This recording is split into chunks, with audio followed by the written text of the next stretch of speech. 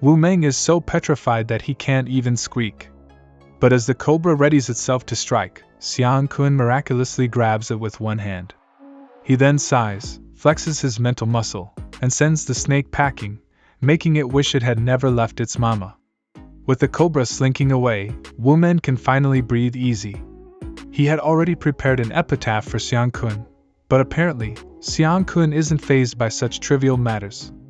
Turning his head, he coolly asks, "If I rent this place without starting a breeding farm, that's cool, right?" Wu Meng, puzzled, "What do you want this place for if not for a breeding farm?" Since they can't reach the owner of the breeding farm, they head to his house. When they arrive, they find the front door closed. Lu Meng is baffled. Where is he? Hasn't he shown up yet? Just as they're pondering their next move, a voice from behind interrupts. Meng, is this the buddy you mentioned who wants to buy the breeding farm? Yep, meet my bro Xiang Kun. Then, Meng introduces Xiang Kun to the others. Old Xiang, this is the deputy village chief of Chongyin village, Lu Saifu, the owner of the breeding farm, and his family. After the introductions, Deputy Chief Lu speaks up. Big brother Lu is visiting his in-laws with his wife. They'll be away for a few days. Why don't you come over to my place? I wanted to discuss the environmental approval process for the breeding farm. At the Deputy Chief's house, he serves tea and inquires. Mr. Xiang, do you plan to raise pigs at the breeding farm? If so, that'll be an environmental nightmare. Hearing this, Xiang Kun hastily clarifies that he plans to raise rabbits, chickens, ducks, and maybe some cows. Oh, rabbits? Well, if it's a small-scale operation, you might have a shot, since the location is far from the water source and not a tourist trap. The town hasn't developed any plans for it either. But it's still a long shot. Xiang Kun falls silent, realizing he needs to mull over his options more carefully. In the evening, the two return to the restaurant. Wu Meng is dumbstruck by Xiang Kun's masterful cooking skills. It's like you're a kung fu chef. Have you had special training? Xiang Kun's cooking techniques could go viral if filmed. A plate of mouth-watering bamboo rat meat is served, and everyone raves about it. Not only is it scrumptious, but it's also got an amazing texture.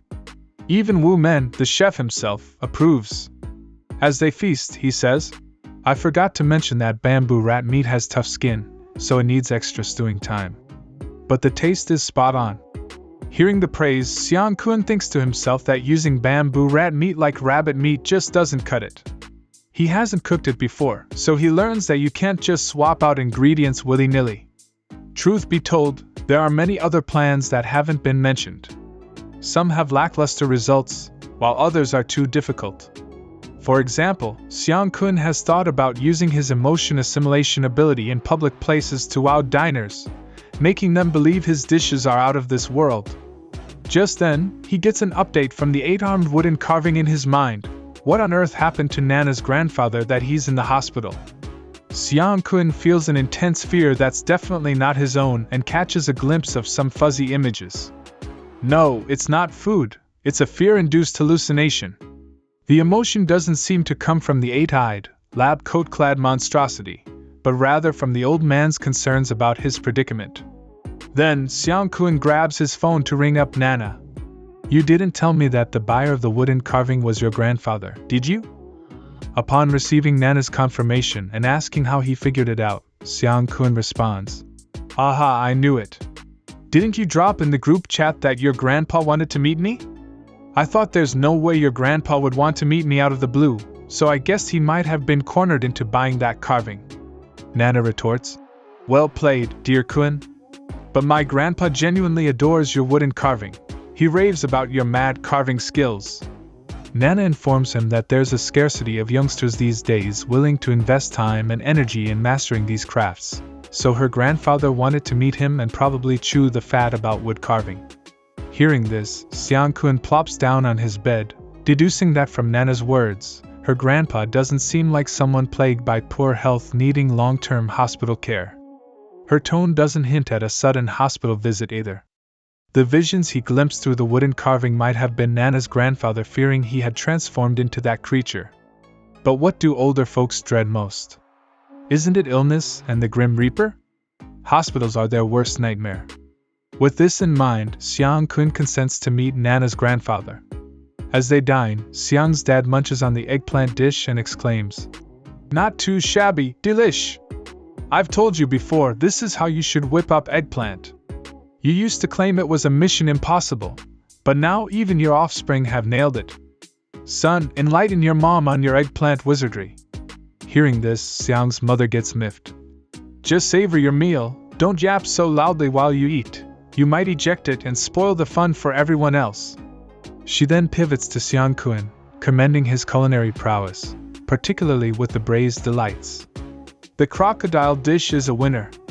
You've got my talent in your genes. Make sure to brag about your cooking chops when you gab with the ladies." "Oh, are you busy this afternoon?" Caught off guard, Xiang Kun blurts out, "Nope, I'm wide open." But as soon as the words escape his lips, he senses something fishy and thinks, "Mom must be scheming a blind date for me." As he suspected, his mother's face breaks into a grin. "Remember Aunt Chio's niece I mentioned on the phone last time? Just last week, she came back and said she'd quit her job to take a breather." Since Xiang Kun is available this afternoon, his mom decides to arrange a tete-a-tete for them. Hearing this, Xiang Kun breaks into a cold sweat and stammers, trying to decline. But faced with his mother's no-nonsense look, he grudgingly acquiesces. That afternoon, Xiang Kun summons the courage to head to the designated cozy pub, hoping to wrap it up swiftly, not wanting to stir up any issues. After all, it's his mom's brainchild. His phone buzzes. It's a text from Lao Xia. It appears that if he doesn't whip up a meal for Lao Xia this time, he might land on her naughty list. However, he's never seen Lao Xia irate, and sometimes she's downright cute. If he were to genuinely rile her up, he envisions observing the ruckus with glee. But he doesn't fancy being the test subject. With this in mind, Xiang Kun shoots Lao Xia a text. "Got a cooking spot? Shoot me your address later, and I'll fetch the ingredients before swinging by." He's barely hit send when Lao Xia replies with a thumbs up. A tall young lady walks in, the spitting image of her photo. Must be Aunt Chio's daughter. Is she here for him? He figures the snap his mother shared must be outdated. With that, Xiang Kun frantically waves at the girl. Spotting Xiang Kun, Miss Chio appears taken aback, seemingly oblivious to his chrome dome. After exchanging pleasantries, Miss Chio breaks the ice. "Apologies, I didn't recognize you at first since you're different from your photo." Hearing this, Xiang Kun forces a grin and responds, "I went bald a while back." He feels supremely awkward and just yearns to wrap up the encounter and bolt home. Yet he can't resist being intrigued by Lao Xia's presence. What a fluke! No matter how he sizes her up, she seems on edge. All of a sudden, he can grasp her thoughts about crashing his blind date later. He's baffled at how he can decipher her thoughts so precisely without any overt cues or secret code in play, and wonders if he's got it right. Miss Chio interrupts his reverie by asking, "Mr. Xiang, do you have any specific plans for your future career development?"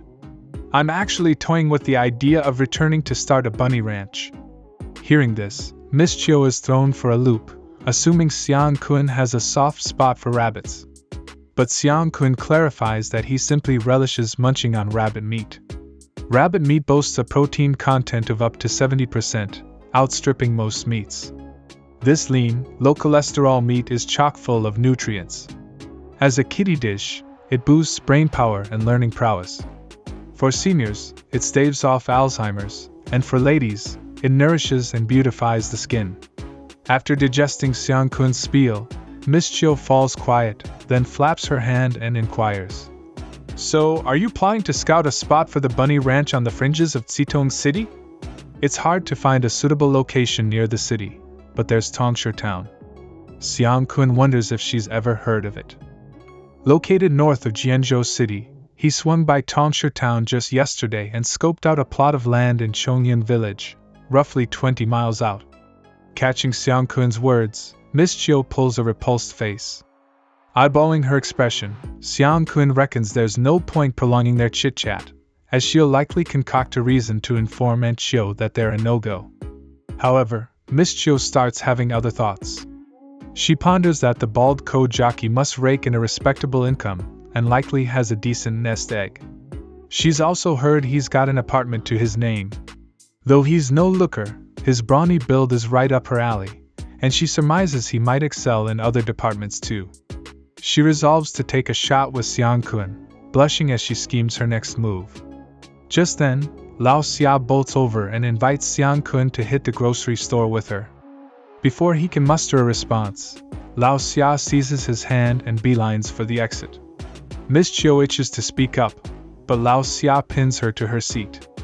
Lao Xia then shoots Xiang Kun a glance, signaling him to brace himself. Miss Chiu, clearly not amused, fires off a question, demanding to know who Lao Xia is. In a moment of panic, both Xiang Kun and Lao Xia shout their answers simultaneously. One claims, "Sister," while the other insists, "Friend." The atmosphere thickens with awkwardness as they exchange glances, but their comic timing is impeccable. They both start talking again, one correcting themselves with, "Friend, sister," and the other saying, "Younger sister." Xiang Kun is so mortified he wishes the ground would open up and swallow him whole. Luckily, Miss Chiu seems to have a sudden epiphany, covers her face, and sighs. "All right, I get it now. She's your friend's sister, so she's like a sister to you too." Xiang Kun quickly nods in agreement, explaining that she's new to Zitong City and unfamiliar with the local cuisine. He's got some basic cooking skills, so he came to whip up a meal for her. "Fine, I understand," Miss Chiu concedes. "I'll tell my mother we don't have any chemistry and aren't a good match." With that, she grabs her bag and makes her exit. Not long after Miss Chiu's departure, Xiang Kun turns to Lao Xia, bewildered, and asks why she suddenly appeared and said something so easily misconstrued. Lao Xia, with her doe-eyed innocence, replies, "Didn't you signal me to come over and crash your blind date?" He questions, "It seems I never told you I was on a blind date." She responds, "Well, it was obvious that you two weren't close. Your conversation was stiff and formal. Given your age and status as an only child, it's pretty likely you'd be set up on a blind date when coming home." He ponders. "So, how did you interpret my glance as a plea for rescue?" She says, "It's because you don't usually fidget when sitting, but you changed positions twice in a short time before looking at me, signaling your eagerness to leave. So, I thought you wanted my help. Did I get it wrong?" Xiang Kun is left speechless by Lao Xia's interpretation and can only ask her not to jump to conclusions in the future. Meanwhile, back at home, Xiang Kun's mother is pacing nervously all afternoon during her son's blind date, driving Xiang's father up the wall. "Could you just chill out?" Xiang's father pleads. This only ignites Xiang's mother's fury. "How can you be so laid back? Our son is bald, and we have no idea if this blind date will work out. And you're just sitting here watching Manhwa Recap videos? He's in his 30s, still single, and at this rate, he'll end up an old bachelor. Other people's grandkids are already in grade school. What are we going to do? I've met that girl from the Chiu family before, and I really like her. But our son is bald. Will she even give him a chance? If she doesn't, what's next? I don't have any single friends left in my circle. What if our son stays alone? We won't be here forever to keep him company. What should we do?" Xiang's father, unruffled by his wife's onslaught of questions, pats her shoulder and reassures her. "Let go of these pointless worries and let nature take its course." Xiang's mother glares at her unflappable husband and agrees. But moments later, she throws open the door and kicks him out, yelling, "You're the most useless one here. You handle it." Meanwhile, chaos erupts at the restaurant. The wife angrily grabs her husband's clothes and scolds. "You said you were creating a new signature dish, but instead you blew up the kitchen?" Suddenly, the short-haired sister in the corner lets out a shriek and excitedly announces, "Yesterday, Mr. Xiang came to cook bamboo rat meat, and I secretly recorded it and posted it online. The video went viral, racking up millions of likes." Everyone's jaws drop in disbelief, collectively gasping, "Nanny!" Xiang Kun and Lao Xia wrap up their grocery shopping and head home when, halfway there, Lao Xia suddenly pops the question. "So, are you into Nana?" Xiang Kun denies it in a heartbeat, claiming they're just regular pals. But didn't you meet her on a blind date? You don't dislike her, she doesn't dislike you, you both have a good time together, and you're both single. Xiang Kun concedes but clarifies that his life's a mess right now, so romance is off the table. Lao Xia gets that Xiang Kun's relationship prospects are shaky, with some secret reasons he can't share with friends and family. So when they set him up on blind dates, even though he's not thrilled about it, he can't find a valid excuse to bail and just goes with the flow. Xiang Kun confirms her suspicion. Right then, his phone buzzes. It's his mom calling, no doubt to check up on the blind date. The instant the call connects, Xiang's mom starts inquiring. Kun, you should be having dinner now, right? I heard there's this cool restaurant all the young folks flock to, perfect for dating. Why don't you try it? Xiang Kun doesn't dwell on it, and spills the beans to his mom. Mom, Miss Chio and I have already gone our separate ways. I'm hanging out with a friend now, so I'll be back late. Don't bother cooking for me. Hearing this, Xiang's mom goes into full panic mode. You've already split? Why didn't you at least treat her to dinner? Did you freeze up cause she's a stunner and lost your words? Did she leave cause you couldn't step up your game? Xiang Kun protests. Mom, do I look like the kind of guy who gets stage fright around gorgeous gals? We just don't share the same vibes and future dreams, so it's a no-go. But hey, don't sweat it. Fate will do its thing. His mom snorts. I don't buy it. How much can you learn about each other in one afternoon? Right then, Lao Xia tugs Xiang Kun's sleeve, motioning him to turn right at the upcoming intersection. Meanwhile, Xiang's mom catches Lao Xia's voice over the phone and quickly switches gears. She tells Xiang Kun to enjoy himself and not to bother coming home that night. Before he can explain, she hangs up, leaving him dumbfounded. They finally reach Lao Xia's apartment building. As soon as Xiang Kun steps inside, Lao Xia hits him with a curveball. Are you even human? Dodging the question, Xiang Kun surveys the room and shudders. Whether I am or not, you're definitely no ordinary person, Lao Xia. This place is a disaster zone. Lao Xia brushes off Xiang Kun's comment, and while dragging her shoes, urges him to get cooking. She may be hungry, but she can handle it. Xiang Kun, on the other hand, can't. In a flash, he changes his outfit and announces that they need to clean up before chowing down. But Lao Xia mumbles. Sure, it looks cluttered, but I know where everything is. Xiang Kun argues that leaving personal stuff all over the place is absurd and insists on a cleanup. After blindly putting away clothes and removing the blindfold, he spots an open laptop. As he approaches, he notices the folder names are actually research files about him. Just as he's about to open one for a peek, Lao Xia leaps into action. She charges at him, wielding a bucket of water. Focusing entirely on Xiang Kun, Lao Xia doesn't notice an electric wire underfoot and trips over it. In the nick of time, Xiang Kun dashes forward and grabs Lao Xia by the waist, steadying her. However, his hand is in an awkward position. Realizing this, Xiang Kun quickly withdraws his hand, and Lao Xia falls to the ground with a thud. Xiang Kun slowly removes the bucket from his head and bows his head to apologize. Lao Xia, soaked to the skin, stares straight at him and asks innocently, Why did you suddenly let go? She then slowly gets up and pulls up her pants in front of Xiang Kun. He becomes flustered, turning around, thinking she really doesn't treat him as an outsider. In no time, Lao Xia changes her clothes and stares directly at Xiang Kun, saying, The speed at which you ran just now isn't something a normal human can do, right? Xiang Kun, feeling exposed, tries to play it off. Haven't I always been exercising? I have good explosive power, right? She asks. Do you believe that yourself? Anyway, your pants are wet. Go take a shower. The bathroom is over there. As Xiang Kun showers, he thinks about how Lao Xia is just like him, meticulously recording everything. He decides to be extra careful around her from now on. But while he's contemplating this, Lao Xia comes to watch him in the bathroom, mumbling. Since your bones are so well aligned, can I dissect you? Xiang Kun refuses. No way, don't even think about it. Get out of here. After showering, Xiang Kun cooks and asks, Lao Xia, are you observing me because you think I'm a patient? Lao Xia responds innocently.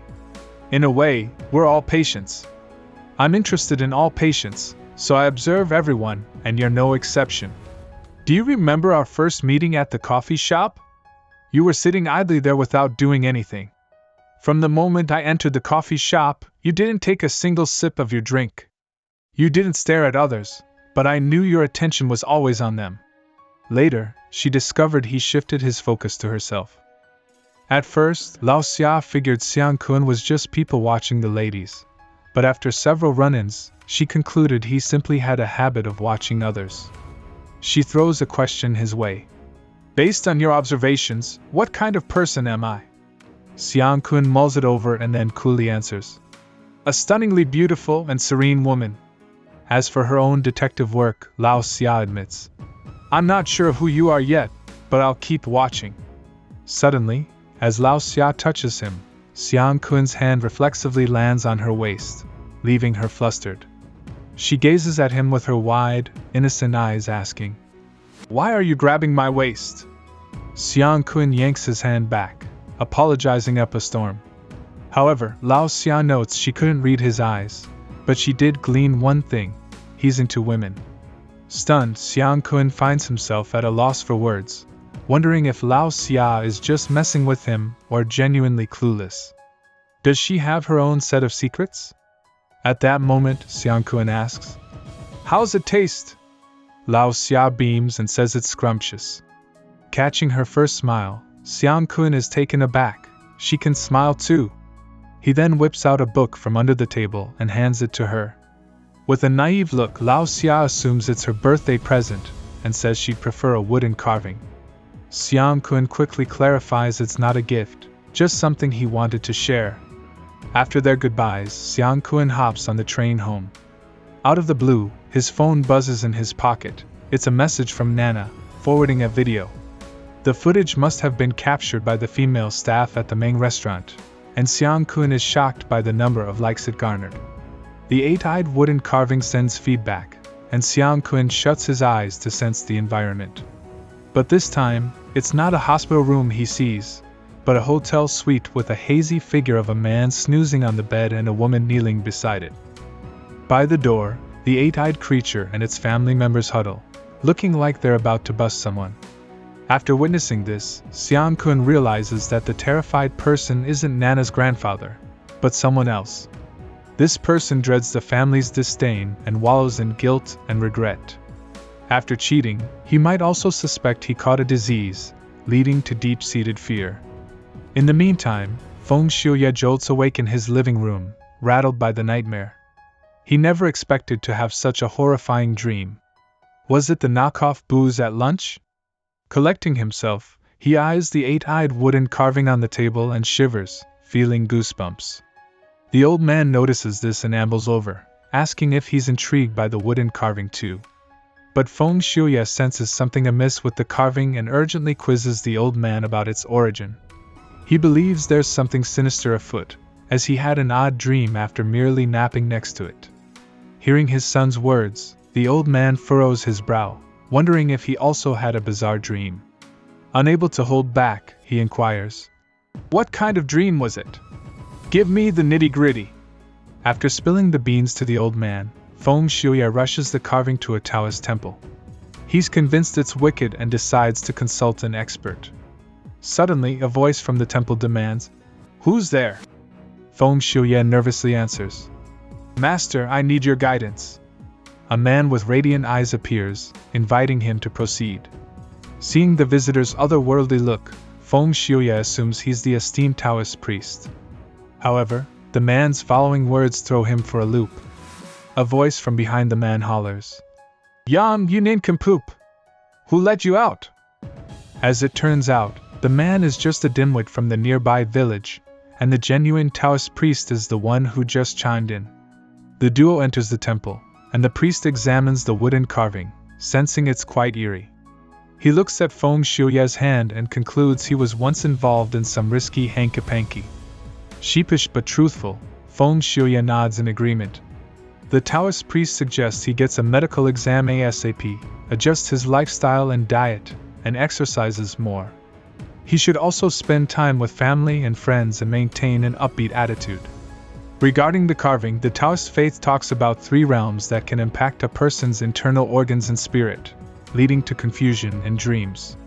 Dreams stem from the individual, primarily emotions that attract outside influences. The power to provoke emotions, but not to spawn nightmares, lies within the person.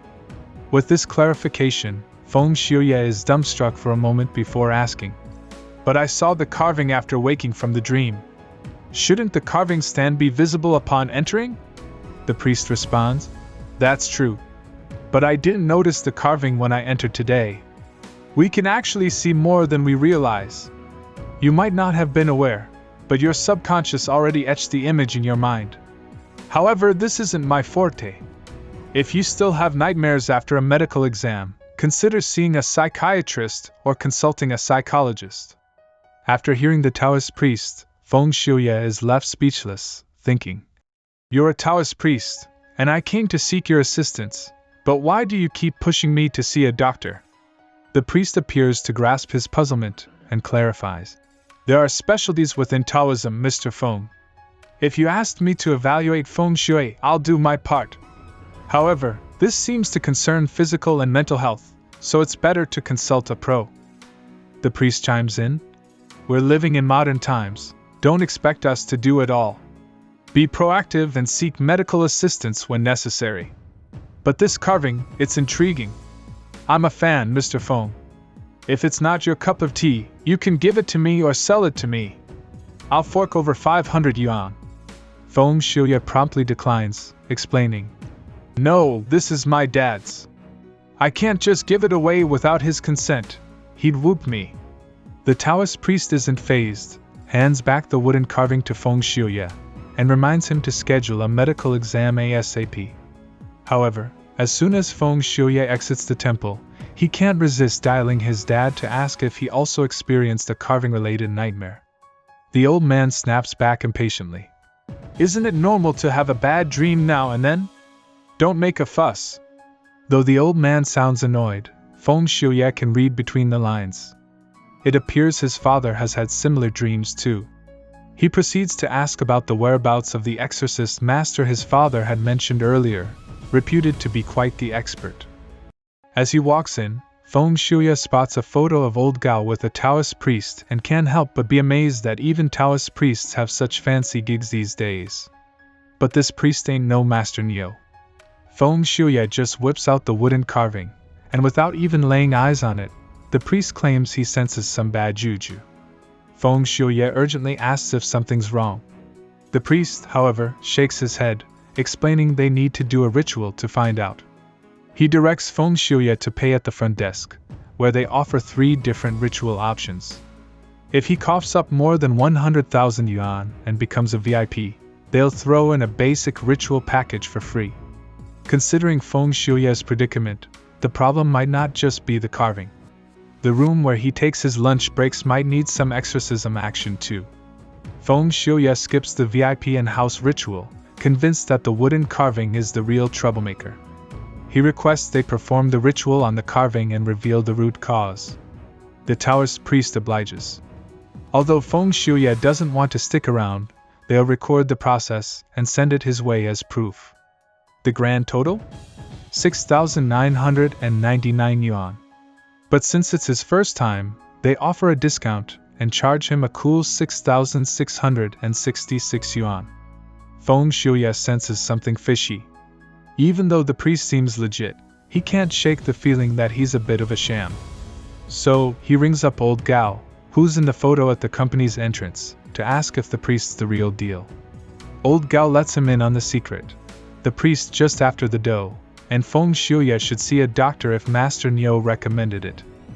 So Xiang Kun wakes up from his little snooze and checks the wooden carving, but no feedback. He decides to give the other items a once-over. The A4 paper's connection to the little girl has weakened, and even though it's not a big deal, he can't help but notice. He wonders if the little girl's got some sort of absorption superpower. Or maybe the material just wears out over time. He's got a trip to New City on the brain. But what's weird is he can't get a sense of the 8-eyed wooden carving. Out of nowhere, a spooky memory pops into Xiang Kun's head, some demon-like monster. But the wooden carving's with Nana's grandpa, so maybe it's one of her relatives getting spooked. This ain't good. He's gotta hit up Xian Nana and snag that carving back because nightmares 24/7. No, thank you. Meanwhile, Feng Shuya is chilling in his office, breathing a sigh of relief over his clean bill of health and cutting ties with his side chick. Just then, his secretary announces a weirdly dressed visitor from a consulting company is outside with a box, ready for a chat. Feng Shuya figures it's gotta be someone from the Taoist priest's crew and tells his secretary to let them in. What throws him for a loop, though, is that the ritual hasn't even kicked off, and he hasn't gotten any video. Why the surprise visit? Are they trying to sell him some package deal and squeeze more cash out of him? But plot twist, Nana strolls in with the young guy from the consulting company. Nana jumps right in, asking Feng Shuya if the wooden carving's the one from her grandpa and how he got his hands on it. The young guy couldn't care less about their chit-chat. He plops down the box and tells Feng Shuya the item's got a serious issue, and their master can't handle it. So, they're giving him his money back. So, Feng Shuya gets all fired up and demands a legit explanation. The young guy takes a step back and spills the beans. Their master did the ritual on the wooden carving last night, and was gonna send the video today for Feng Shuya's approval. But this morning, the master's like, "Nope, this thing's got a massive issue, and I can't deal with it," and he's been mumbling ever since. Long story short, the master wants to give back the wooden carving and not take Feng Shuya's dough. When Feng Shuya hears the Taoist priest had nightmares too, he's even more convinced that this wooden carving's no joke. He turns to Nana and tells her the wooden carving's definitely got some problems, and her grandpa probably had similar dreams. Now that even the Taoist priest can't handle it, they should either give the wooden carving back or toss it. He also questions the background of her buddy who made it, hinting that it might be sketchy. Nana's ticked off when her uncle throws shade at her friend, so she grabs the wooden carving and storms out. She doesn't buy that Xiang Kun's carving could be creepy. Before the nightmares, the wooden carving he gave her was chilling in her room, and she never had any bad dreams. She can't believe her uncle's got it in for Xiang Kun's carving. Meanwhile, Xiang Kun's working out when he gets a text from Nana. From the info she sent, he can kinda tell there's some bad vibes going on, but he doesn't blame them for getting the wrong idea. After all, nobody wants random nightmares. Xiang Kun makes up an excuse, saying the wooden carving isn't quite right yet, and he wants to take it back for a little tweak. He's got a new piece for her grandpa, but before he can finish his sentence, Nana calls, demanding the wooden carving. With no other option, Xiang Kun agrees to polish up the wooden carving and hand it over to her later. This time, Nana doesn't object and says she'll come over with Yang Jun for dinner tonight, bringing the wooden carving along. That carving sent Xiang Kun three distinct vibes. First, there's Grandpa Nana's fear, rooted in his own aches and pains. Then there's Uncle Nana, freaked out about his flings getting found out, facing the family's scorn, and catching something nasty on the side. And the third?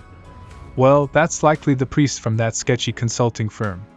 With their shady rep and a history of duping folks, they might have even used some hocus-pocus to justify their shady dealings. No wonder those 8-eyed carving-induced nightmares are straight-up terrifying. Even if they know their mystical mumbo-jumbo is bogus, their subconscious can't shake it off. So, Xiang Kun dials up Officer Chen to see if this company is on the up and up or a total scam. But get this, Officer Chen asks if Xiang Kun's tailing him since they're already on the case. They've had a bunch of complaints about the firm and have been keeping an eye on them for some time. Turns out it might involve a whole crime ring, so they're gathering evidence. But something big went down this morning, and while Officer Chen stays tight-lipped on the details, he says most of the players have been nabbed, and Xiang Kun should catch it on the news soon. Xiang Kun is taken aback, wondering if the person who had the nightmare turned themselves in. However, it's probably not just because of the dream. They might have had conflicts with their accomplices and decided to surrender when they realized the police were onto them. So Xiang Kun's gotta hit the store for some grub and get cooking since Nana and the crew will be there soon. Just as he's getting ready, his phone buzzes. It's a text from Nana. Apparently, her sis and future bro-in-law got wind from Yangjin that Xiang Kun's a top-notch chef, so they wanna crash the dinner party too. Xiang Kun's cool with it and asks about their food preferences, but Nana says not to sweat it. His cooking skills are already the bee's knees. Come evening, Nana and Yangjin roll up to Xiang Kun's pad with sis and bro-in-law in tow. Xiang Kun welcomes them all with open arms, telling them to kick back while he wraps up in the kitchen. He points them to the fridge for drinks, and before you know it, Yangjin's off exploring and everyone's oohing and eyeing over Xiang Kun's latest carvings. But it ain't long before Yangjin's sneaking into the kitchen, snapping pics of Xiang Kun cooking up a storm, planning to post them online. Xiang Kun's like, "Cut it out and delete those." But does Yangjin listen? Nope. The more he protests, the more she snaps away. As Xiang Kun tries to stop her, she stashes her phone in her shirt, leaving him in a pickle. That's when Jin Shanshan, the bird, swoops in, catching Yangjin off guard. The heavy bag she's holding busts open, and thanks to Jin Shanshan's help, Xiang Kun gets an eyeful. Now his mind's racing. Should he close his eyes? Act like he didn't see anything? Is it too late to look away? Ian Kun's mind racing a mile a minute with all these questions. They're just staring each other down, things getting real awkward, when Nana walks in on the scene, searching for Jin Shanshan. Before Xiang Kun can do anything, Yangjin clamps her hand over his mouth and shoves him against the wall, keeping their little secret under wraps from Nana. Xiang Kun's holding his breath like a pro, putting up with the whole situation like a dutiful spouse. When Nana finally clears out, Yangjin breathes a sigh of relief, saying they'd have had no chance of clearing their names if Nana caught him. She asks Xiang Kun if that was a better experience than dealing with his wild fish back home, then demands a few wooden carvings and a special one for her birthday as payback. Off she goes, leaving Xiang Kun to realize it's him who's feeling all awkward, not carefree Yangjin. He can't help but wonder why her ears are so red. Did Jin Shanshan give her a scratch or something? Later, Xiang Kun lays out a feast fit for royalty, and everyone's loving it. Yangjin's still her playful, food-loving self. But halfway through, Nana's sister switches gears, asking Xiang Kun about his college days with Chang Bin and how he got into wood carving. She wonders if he's some kind of homebody who picked up the skill after work. She even mentions how her grandpa loved his work. Xiang Kun's quick to downplay it, saying his carvings got flaws and he just wanted to fix it up a bit. With that explanation, Nana's sister drops the subject, and everyone heads home after polishing off the meal. As Xiang Kun cleans up, a light bulb goes off.